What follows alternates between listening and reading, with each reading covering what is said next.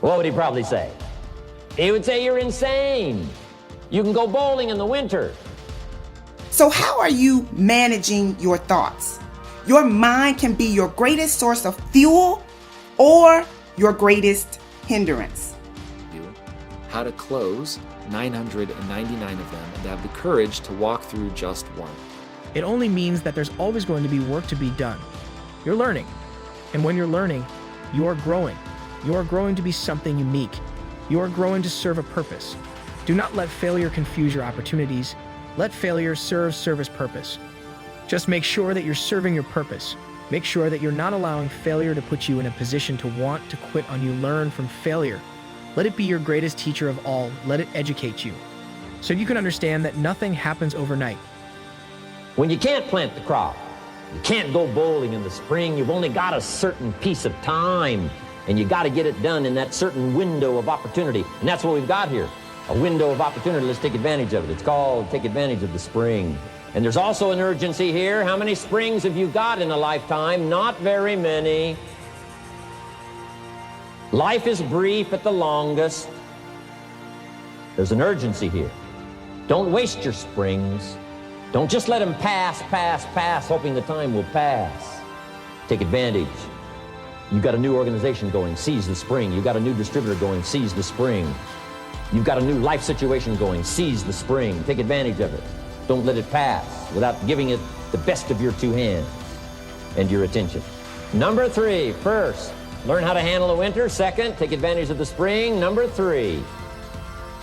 Every time you follow through on doing what you didn't think you could do, you improve your confidence and your mind gets stronger. If you want to keep going, you must pay attention to how you talk to yourself. Your words are weapons that can work for you or against you.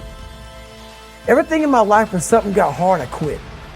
If it was reading, that's where, I wasn't great at reading. I wasn't great at writing, so I just quit. I couldn't catch on as fast as you. I had to work harder than you, so I quit.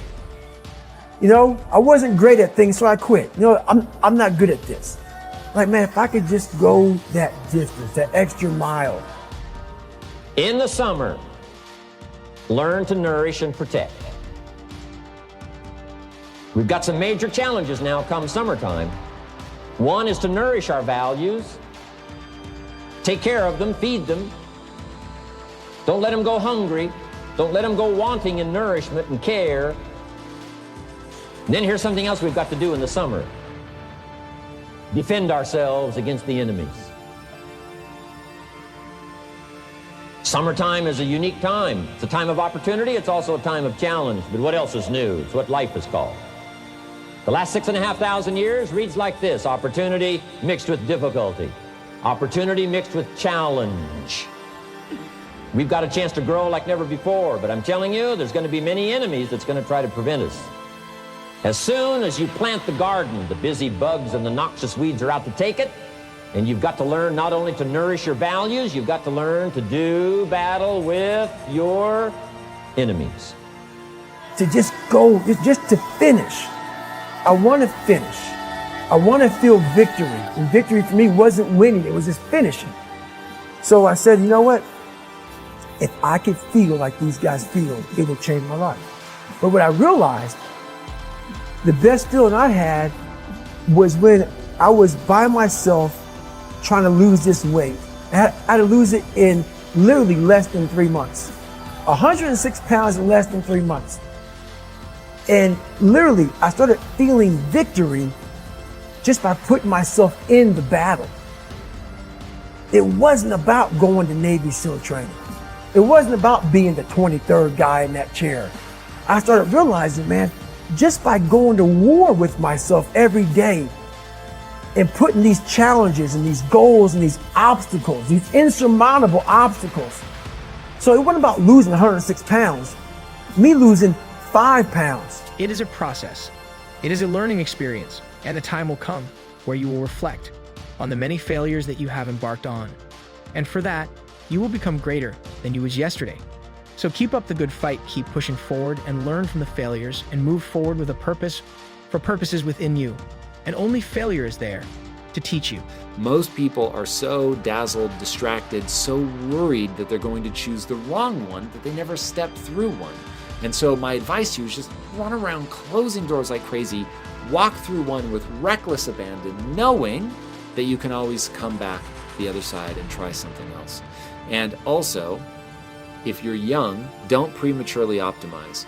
Go through a bunch of doors, come back, go in, come back out, go in, come back out. Try a bunch of different things. Find the things that excite you the most. Find the things that the more you engage with it, the more interested you become.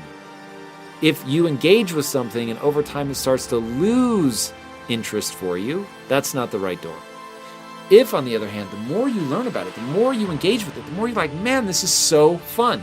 That's what you're looking for. You're looking for something that gives you more energy than it takes. Now let's talk about can the word can't, what has it done for so many people? And what has it done for you is Kent elevated you.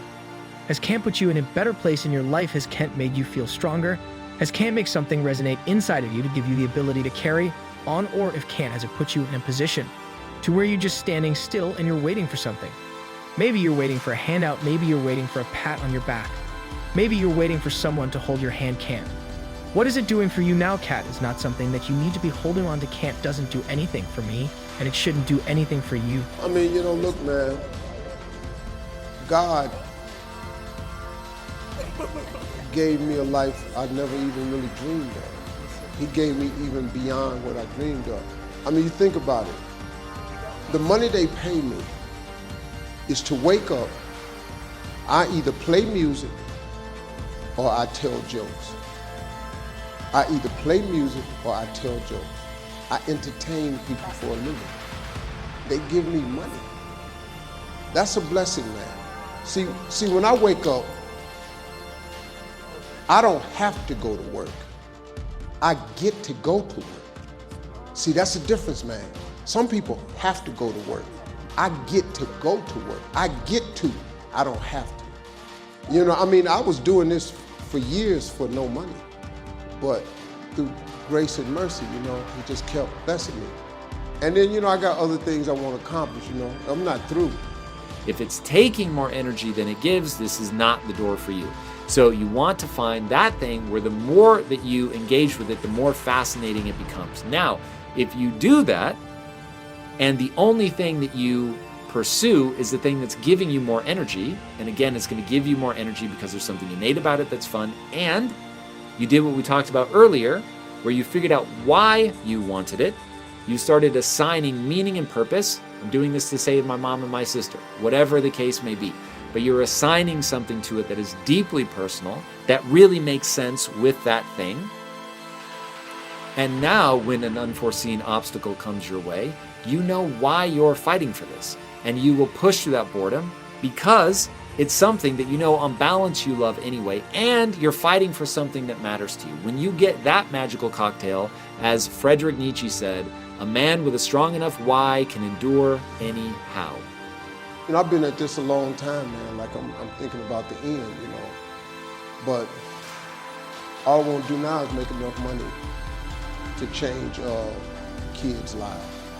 My foundation is the most important thing. I'm gonna do some stuff over here in Ghana, Botswana, and Joburg.